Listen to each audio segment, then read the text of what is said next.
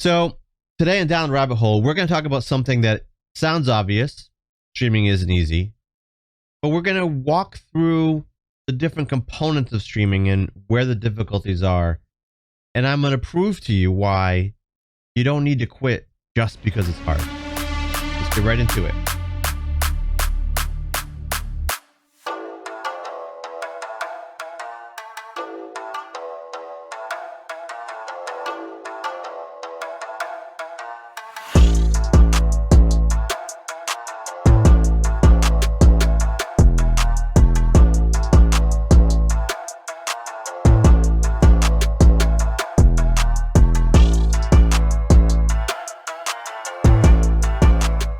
Before I get started, I want to remind you that I stream on Twitch 3 days a week, Monday, Wednesday, Friday.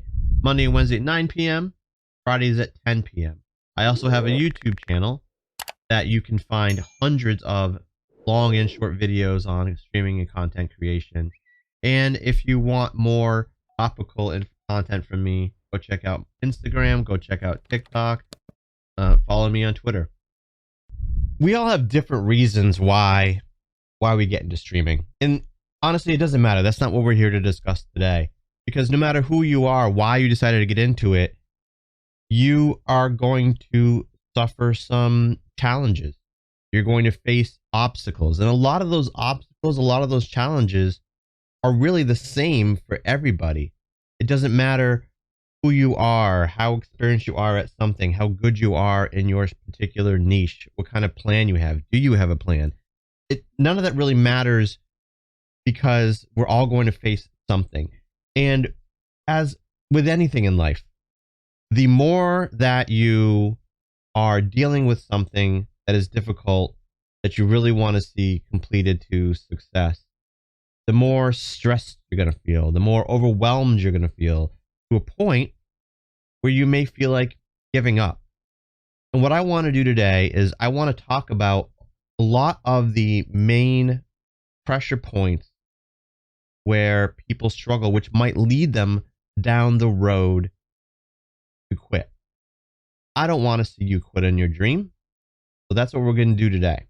First thing I want to say, and I'm going to get this right out of the way, is we all, as streamers and content creators, hear a ton of advice from people who are both experienced and successful and people who are still on their way to getting successful. And a lot of those things that we hear, those pieces of advice, those streamer tips, if you will, are, don't compare yourself to others. Make sure you use analytics. Make sure you're networking. Make sure you're collabing. Upgrade your gear. Upgrade your overlay. Be active on social media. Create a Discord. Work on your brand. All of those things. And we get tired of hearing them. We get tired of hearing them because every person that streams has probably made a TikTok or YouTube short or Twitter post about these tips at some point. So we hear it constantly and the same things over and over and over again. And it can feel overwhelming to hear them to the point where you just start tuning them out. What I want to say real quick is it's fine to feel overwhelmed, but realize that these tips that you're hearing are all valid. It's just that we're hearing it from too many places. So if that is something that actually kind of rubs you the wrong way and makes you want to kind of tune everything out, I get it, but just realize that there is truth behind almost all of those streamer tips that you hear. If you see my YouTube videos or you catch my Twitch stream or you're looking at my TikToks, all shameless plugs, then you know that I often challenge streamers and content creators to understand the value for the time spent that they're offering to viewers. I constantly remind folks that people aren't going to come to your stream if they're not getting something of value out of that. Now, that value could just be entertainment. It could be education, something. If you aren't providing some kind of value equal to the amount of time that people invest in you, or potentially the amount of money they're investing in you, then they aren't going to come back and you're not going to be able to build a community or get to the level that you need to. And that is all true. What I want to kind of turn the tables on that though today and say, you need to look at the value that you are getting out of your streaming journey for the amount of time and effort that you're putting into it. And I'm not going to come off with a formula today, but I'm going to give you some things to think about, some areas to sort of track as you're continuing on your streaming and content creation journey. You already know that this takes a lot of time. It takes a lot of time to stream. And it doesn't matter if I'm focusing on Twitch or YouTube gaming or Facebook gaming or Trovo or any of those. It doesn't matter. For simplicity, I'm gonna say Twitch. You already know it takes a lot of time. You have to be active on Twitch an awful lot. There are people that do it a couple days a week. There are people that do it 5, 6, 7 days a week. But there's no real right answer there. There's no real right answer. It's just, what do you have time for without putting your life out of balance with this journey that you're on, and your work and your life? There's no right answer. It's just whatever you can do. Now, if that was all there was streaming on Twitch, then maybe we wouldn't even have to have this conversation, right? Maybe we wouldn't have to have it, because you could go live for 2 to 3 hours at a time, a few days a week, which really isn't a big commitment. And that's all you had to do. And then you grow, and then you'd be great, and then you'd be fine. But we all know that discoverability on Twitch is, how do we say, is kind of garbage, right? It's garbage. So that forces us to do things outside of Twitch in order to grow, namely being active on social media. Now, if you're like me, when you got into this, you ignored social media to grow yourself on Twitch because I just didn't want to do it. I just didn't want to do it. I had no interest in starting a TikTok. I had no interest in creating Instagram Reels. I had no real interest in being consistent with how often I posted on Instagram or YouTube, or how often I tweeted. It was just casual, right? I just use social media because I liked using it. And if I didn't like a certain platform, I wouldn't use it. But then I got into streaming. And after a long time of denial about what I needed to do to be able to grow, and finding out that having an active YouTube channel was not going to be enough, I embraced using Instagram more often. I embraced tweeting daily. I embraced making TikTok content constantly. And I found that that led and is leading to success. I'm building a community based off my work on these other social platforms. And that's great. But as anyone else that does that knows, it is goddamn tiring. It is a lot of work. It is a lot of work. If you work part-time, full-time, maybe you have a family, maybe you're going to school, and you're streaming, and everything else that goes along with that. Now you have to post on a consistent schedule on social media daily. It's a lot. It's a lot. There are things you can do to make it less burdensome, less overwhelming, but I'm not going to sugarcoat anything. You do need to do it to an extent. What you should do, though, with social media is you should really pay attention to how much time you're spending on it and come up with a schedule for yourself. Twitter is, I'm talking about Twitter first because it's the easiest one to deal with. You tweet when you feel like tweeting. You can schedule tweets too if you want. I happen to tweet whatever is in my head when I'm ready to go on Twitter. Right? That's what I do. And that there is no pressure for me in that. Only time that I ever kind of stray from that rule for myself is if I have a charity event or something else big coming up that I want to make sure that I am communicating consistently. So I'll pre-make some tweets and I'll schedule them. Other than that, like I said, I have a few minutes, I'll open up Twitter and I'll make a few posts. So that one's not a big deal. The other platforms are a little more challenging. And one that most people start with first is TikTok, because the content you create on TikTok can be easily moved over to Instagram Reels, YouTube Shorts, and even hover. So we're gonna focus on that. So one way that you can make this less overwhelming for yourself is to batch create content. And what batch creating content means is, well, it's just what it sounds like. You make a whole bunch of content all at once. Now, if you have a busy life with work and school and family, then you know that finding free time to make TikToks can be challenging. So maybe you can find a spot of an hour, 2 hours, 3 hours, once a week, twice a week, whatever it is, where you can just concentrate on making TikTok. That's all you do, right?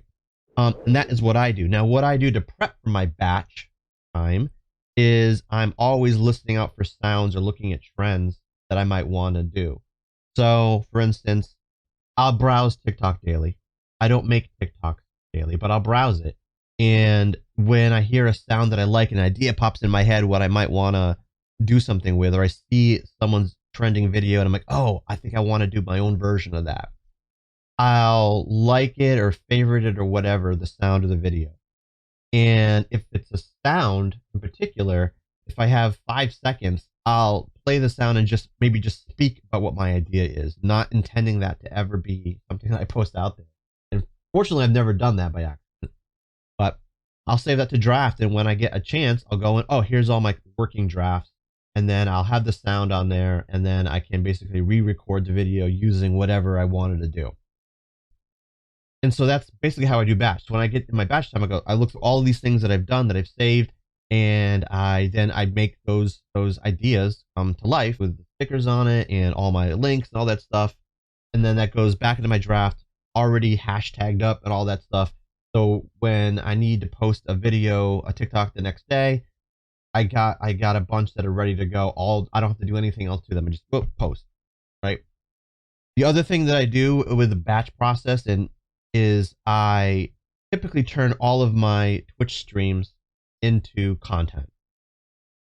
As I'm editing throughout the week, if I see something that could be used as a TikTok, I'll actually just rip it down either in DaVinci Resolve, or if the segment is good, I'll just go into CrossClip and pull that clip in there and format it and then push it up to TikTok. So there's a few different ways that I do batch creation, but I have found that batch creation is, for me and my schedule, absolutely makes it possible for me to do what I need to do. Another point that I want to talk about is money. Money coming to you and money going from you. That sounded odd, but anyway.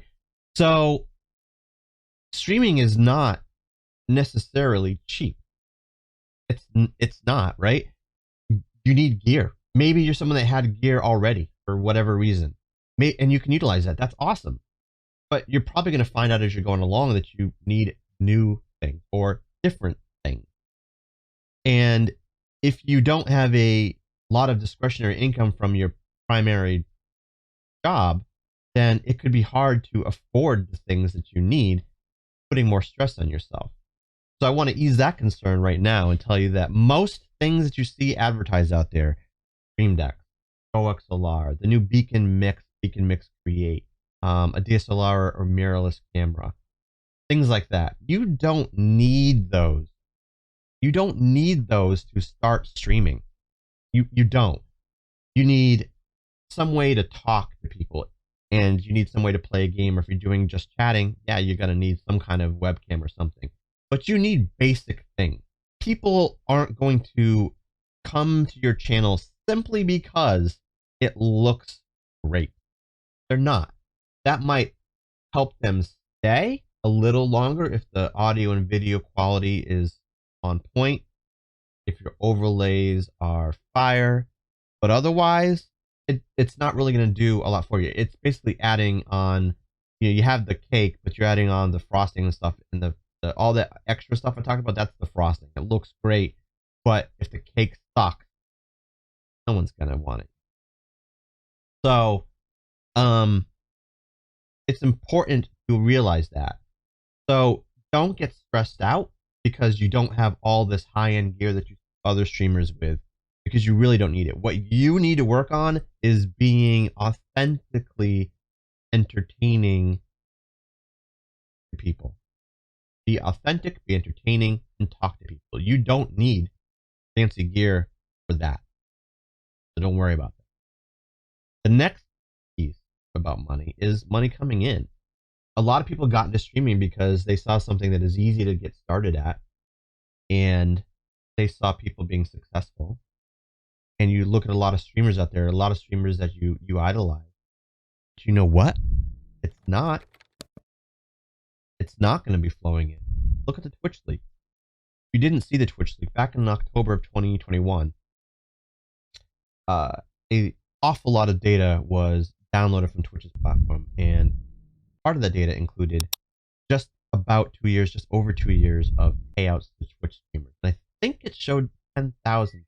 Now there are, as you know, there are millions and millions, but it showed like the top 10,000. A very high percent, right? Well, at 1%. What did we find out? We found out that a good number of that 1% of Twitch's top paid streamers don't make minimum wage from their Twitch payouts. Let me repeat that. They don't make minimum wage from the Twitch payouts.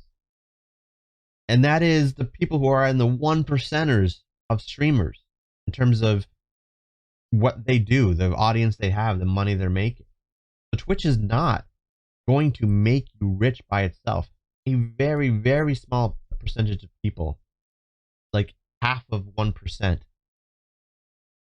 make more than minimum wage. Now, even making minimum wage doesn't mean you can quit your job. You probably make more at your job than you would than minimum wage. Maybe you do. But regardless, Twitch, just understand this. Twitch isn't going to make you rich. It's not going to make you rich. And I can be 99.5% confident that what I just said applies to you. Because only the top 0.5% make more than the minimum wage. So to the other 99.5% of people listening, no, Twitch isn't going to make you rich. Understand that. There are other platforms to look at. I know people get upset with Twitch and their 50% payout. But understand, the other platforms aren't necessarily great either. The other two main platforms are YouTube and Facebook. Facebook has a relatively easy path to monetization like Twitch. Twitch is, I believe, you have to stream to an average of 3 people over 8 hours within a 30-day window, and you have to have 50 followers by that time. Facebook requires you to have 100 followers, but they only need you to stream for 4 hours over two days within a 2-week window. Again, not that difficult. YouTube has the highest barrier to monetization. You have to have 1,000 subscribers and 4,000 hours watched, which is an awful lot of stuff, awful lot of time, awful lot of big numbers you have to accomplish there. There's reasons why YouTube does that. I'm not going to go into them today, but just understand YouTube is a lot harder. So people will see Facebook and Twitch. Facebook is starting to grow a little bit because people are tired of Twitch, and Facebook has a better payout than Twitch, so they're going there. And you earn stuff very similar to the way that you earn on Twitch. You have stars, which are equivalent to bits, and you have subs, which are subs. But because Facebook has a significantly smaller viewer base than Twitch, you aren't going to see the traffic that you get. So you're not going to make more money than you would have made on Twitch because there just aren't as many people to come there.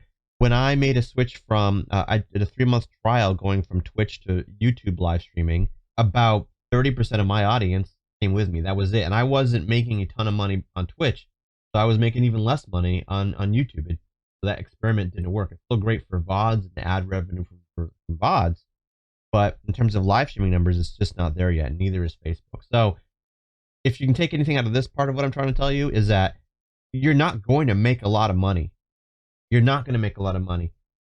So just if you accept that, then you won't be disappointed, and you'll realize that streaming really should be more of a supplement to any other job that you have. And one last point I'll make about that part, about being a full-time creator or not, is If you want to become a full-time creator, you can do that. As long as you understand you're not going to make a lot of money, that is fine. But also realize that people with streaming careers, they typically don't last as long as you might think that they do. How many popular streamers have you followed over the time that you've been watching on Twitch that you don't even hear about them anymore, right? People that were just amazing streamers that you're like, the sky's the limit. But no, popularity on Twitch is relatively short. That hasn't even been around long enough for people to do a lot of studies into how long a real career lasts on there. But it's not going to be something you can do there for the rest of your life unless you think of it as you're picking up skill sets. Let's say that you're really good with producing your stream with audio and video and making overlays, all this stuff. Maybe you get into a job doing video production, maybe audio production. Maybe you get a job doing graphic design because of these skills you picked up. Maybe you become a professional public speaker because you're so good and entertaining to talk to chat. Don't think of it as I'm going to be a Twitch streamer for the rest of my life. Think of it as I'm going to make a little bit of money. I'm going to hone a skill that didn't realize I even liked, and I'm going to use this as a springboard to get to the next thing in my career. Another area where you might be getting frustrated with as you're trying to grow is with building a community. The way that you actually get success on Twitch, to build anything, and a lot of success on Twitch is predicated on having a certain number of viewers. 3 average, you get affiliate, 75 average to make partner.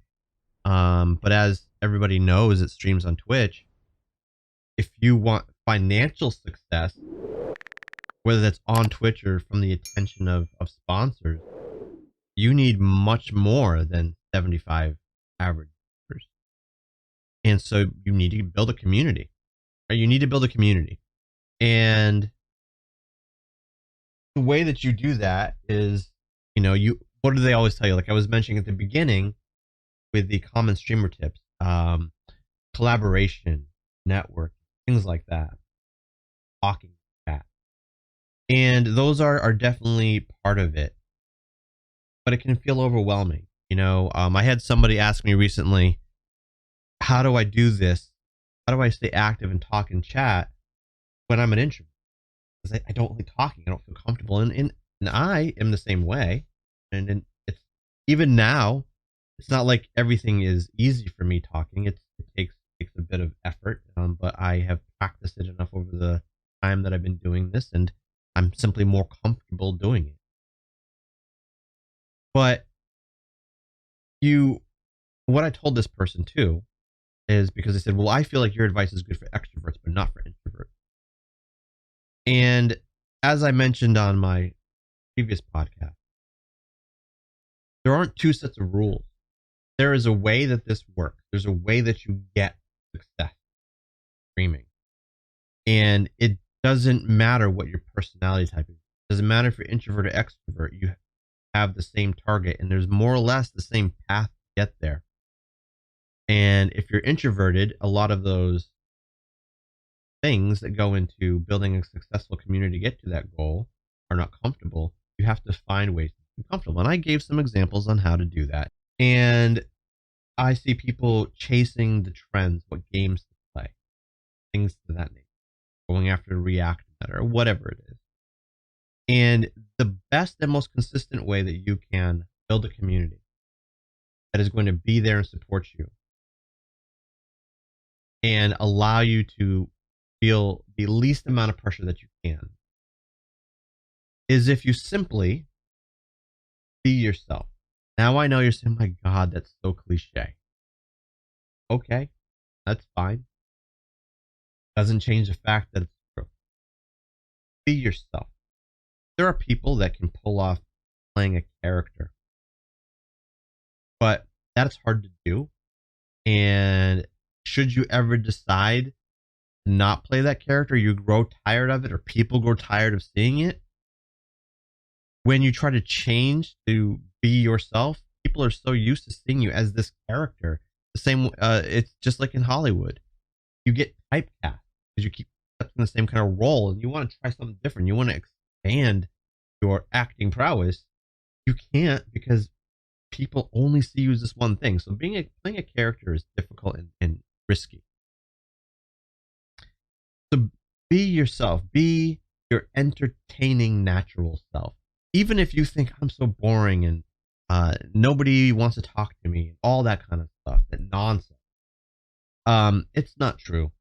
It's not true. You know that there are people that um, respect you for who you are, that think you're funny, that all of this kind of stuff. Be yourself and do the things on stream that you want to do, because that is the best way to be able to show that you're genuine and you're showing who you are. And that is what's going to be attractive to your audience. That's what's going to make them form this connection with you. And once they form this connection with you, now they want to see you more and they'll keep coming back. And that is how you build your community. The last thing I wanted to mention, the last two things I wanted to mention, one of them is hate and trolls. Maybe more than anything, this might be what drives people out of streaming content creation. The internet can be a vile place. Vile. I've done a couple podcasts on gender in gaming. And what we learned from that, like we didn't know it already, is that the internet is full of hate and troll. And not just against women, against people in the LGBTQIA community, against people of color, people who are disabled, and so on. It's a vile place. It is. I could tell you how I approach it, how I feel personally about it, but it won't help you, because the way that I look at things and deal with things is surely going to be different than how other people do. Well, what you need to do is surround yourself with that community that I was just mentioning. Build that community. Find online friends. Find IRL friends that come and be on your streams and support you when you get this hate. Find ways to deal with it. Feel pity for the people that are hating, because there's probably something in their life that made them. Maybe those are some things that can help you deal with it. But I also want to tell you to expect this to happen. If it hasn't happened to you yet, I still think you should expect it to happen and have a plan ready with how you're going to deal with it. Get yourself in that frame of mind with how you're going to approach it and deal with it. Because it most likely at one point or another will happen to you. And it might even be worse on social media other than Twitch, because people can relatively anonymously leave comments that they know probably is going to come back to them or get them in trouble. And the smartest thing I can tell you to do there is just delete and block. Delete and block. Delete and block. You can choose to accept it or confront it if that works for you. But hate and trolls are there. They will probably always be there. And there are ways you can get around it. There are ways that you can avoid it to an extent. There are ways that you can just deal with it. And a lot of it just starts with having that plan.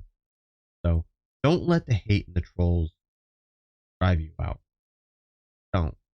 If you find that it is becoming unbearable,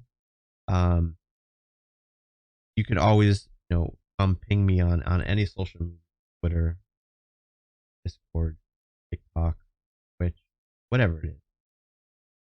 And I can talk if that helps you.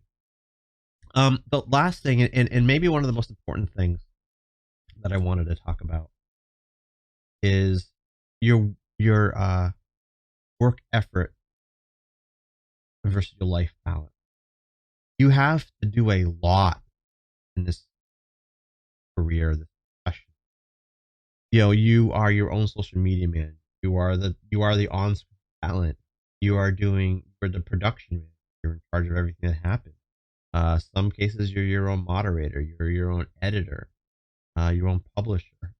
all of those things. You most likely have all of those roles, and that it is a lot. In addition to planning your content for streaming and for it on, you have to do all of that, and you probably still have to work a regular job. You probably have family that you have to take care of, interact with at the very least. And you might have school that you have to go to, an assignment to get done. You have a lot of things. There's no shame in reaching out and asking people for help. In fact, I encourage that. One thing that you need to try to do, though, that will make all this a little easier for you is understand and realistically evaluate how much time you have to spend per week doing this, making yourself as successful as possible, and look at all of the things you need to do.